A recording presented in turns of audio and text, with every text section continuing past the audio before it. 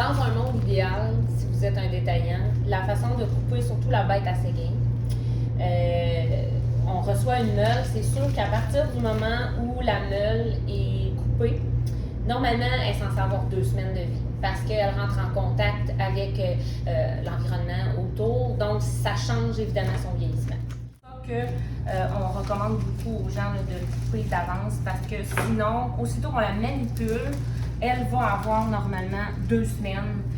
Ça va rapprocher. Même si ça date de meilleur avant en meule entière et souvent d'un mois plus tard, ben, aussitôt qu'elle est manipulée, elle vient de perdre ses capacités, son immunité principale en fait.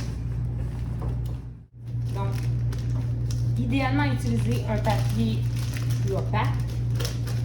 Pour la conservation, c'est beaucoup mieux parce que le pénicillium, le blanc entre autres, va avoir un vieillissement qui est différent lorsque c'est du papier transparent. C'est un fromage qui n'aime pas, qui n'aime pas le soleil. Donc par la suite, nous on va venir étiqueter et identifier le produit.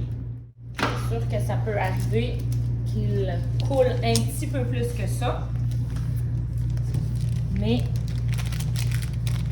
il faut quand même être vigilant. C'est pour ça qu'on recommande beaucoup de couper d'avance. On précoupe le produit et normalement, on lui offre 2 semaines à peu près de vie à la suite de la découpe. Donc ça,